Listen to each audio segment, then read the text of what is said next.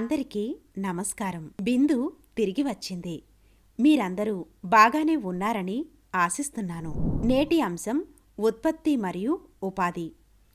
ఈ అంశంలో మనం భారతీయ ఉత్పత్తి మరియు ఉపాధి గురించి తెలుసుకుందాం.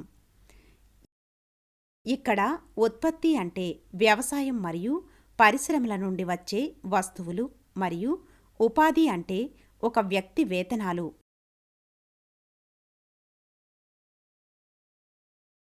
లేదా ఆదాయ వనరు కోసం పనిలో నిమగ్నమయ్యే కార్యాచరణ. ప్రజలు తమ జీవనోపాధి కోసం డబ్బు సంపాదించడానికి వివిధ కార్యకలాపాలలో పాల్గొంటారు.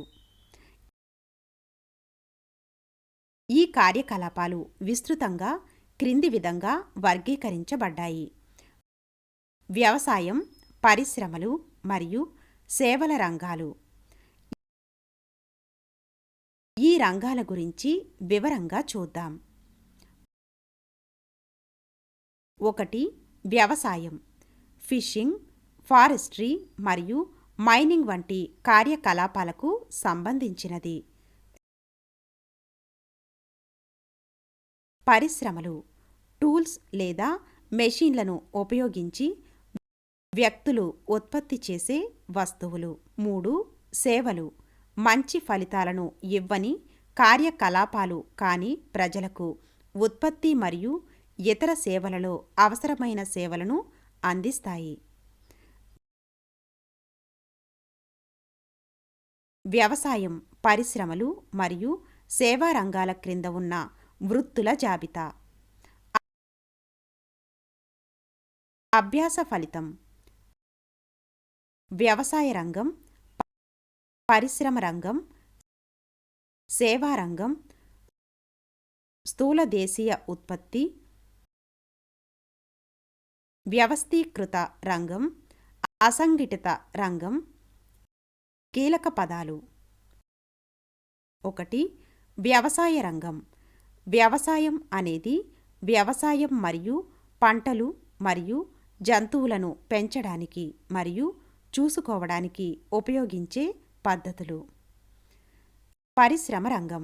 ఉత్పాదక సంస్థల సమూహం లేదా వస్తువులు, సేవలు లేదా ఆదాయ వనరులను ఉత్పత్తి చేసే లేదా సరఫరా చేసే సంస్థలు.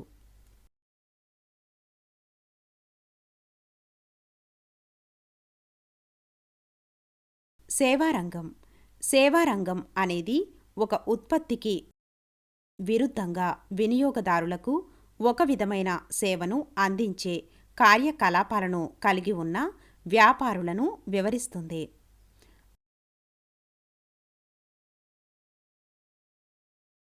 స్థూల దేశీయోత్పత్తి. నిర్దిష్ట వ్యవధిలో దేశ ఆర్థిక వ్యవస్థ ద్వారా ఉత్పత్తి చేయబడిన వస్తువులు మరియు సేవల మొత్తం మార్కెట్ విలువ. 5. వ్యవస్థీకృత రంగం. ప్రభుత్వంచే గుర్తించబడింది. అసంఘటిత రంగం. ప్రభుత్వంతో స్థాపించబడని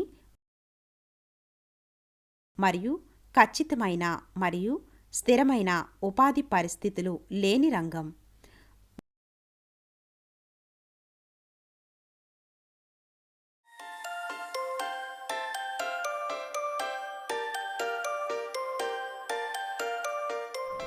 వ్యవసాయ రంగం ప్రాథమిక రంగం. వ్యవసాయ రంగాన్ని ప్రాథమిక రంగం అంటారు. దీనిలో వ్యవసాయ కార్యకలాపాలు చేపట్టబడతాయి. వ్యవసాయ ఆధారిత అనుబంధ కార్యకలాపాలు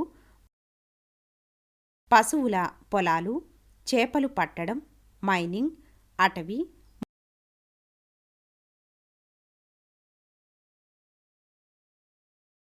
మొక్కజొన్న, బొగ్గు మొదలైన ముడి పదార్థాల ఉత్పత్తి. భారతదేశంలో వ్యవసాయం అతిపెద్ద జీవనోపాధి ప్రదాత. జనాభాలో 58% మరియు జీడీపీలో 17.8% మద్దతునిస్తుంది. పరిశ్రమ రంగం, ద్వితీయ రంగం. పారిశ్రామిక రంగం అనేది ముడి పదార్థాలను మార్చడం ద్వారా వస్తువులు మరియు వస్తువులను ఉత్పత్తి చేసే ద్వితీయ రంగం. ముఖ్యమైన పరిశ్రమలు ఇనుము మరియు ఉక్కు పరిశ్రమ, పత్తి వస్త్రాలు, జనపనార, చక్కెర, సిమెంట్, కాగితం, పెట్రోకెమికల్, ఆటోమొబైల్ మరియు ఇతర చిన్ని తరహా పరిశ్రమలు. భారతదేశం వేగంగా అభివృద్ధి చెందుతున్న మరియు విభిన్న పారిశ్రామిక రంగాన్ని కలిగి ఉంది. సేవల రంగం, తృతీయ రంగాన్ని సేవా రంగం అంటారు. ఇందులో ప్రభుత్వం శాస్త్రీయ పరిశోధన, రవాణా, కమ్యూనికేషన్, వాణిజ్యం, పోస్టల్ మరియు టెలిగ్రామ్, బ్యాంకింగ్, విద్య, వినోదం, ఆరోగ్య సంరక్షణ మరియు సమాచార సాంకేతికత మొదలైనవి ఉంటాయి. సేవారంగం భారతదేశంలో అతిపెద్ద మరియు వేగంగా అభివృద్ధి చెందుతున్న రంగం మరియు అత్యధిక కార్మిక ఉత్పాదకతను కలిగి ఉంది. ఆర్గనైజ్ సెక్టార్ ప్రభుత్వం వద్ద నమోదు చేయబడిన రంగాన్ని సంఘటిత రంగం అంటారు.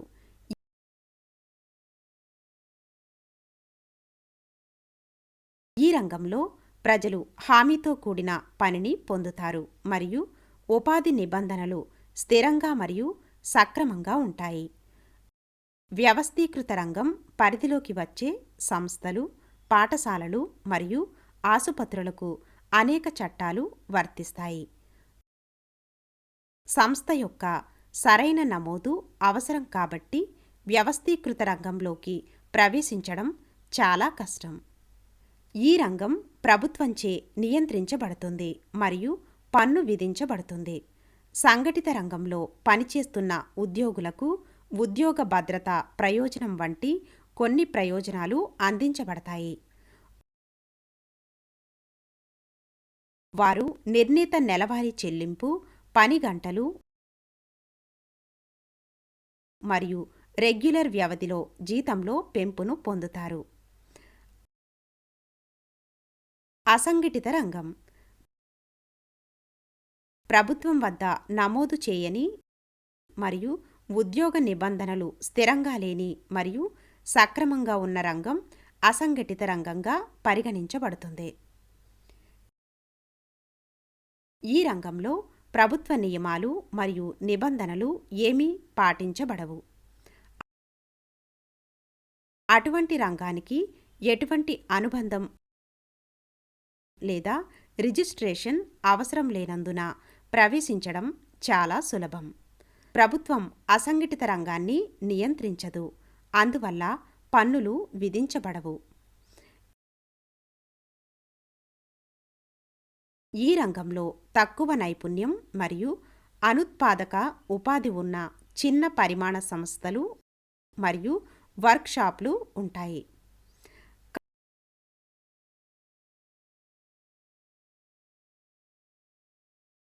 కార్మికుల పని గంటలు నిర్ణయించబడలేదు. అంతేకాక కొన్నిసార్లు వారు ఆదివారం మరియు సెలవు దినాలలో కూడా పని చేయాల్సి ఉంటుంది. వారు తమ పనికి రోజువారీ వేతనం పొందుతారు. ఇది ప్రభుత్వం నిర్దేశించిన వేతనం కంటే తక్కువ. స్థూల దేశీయోత్పత్తి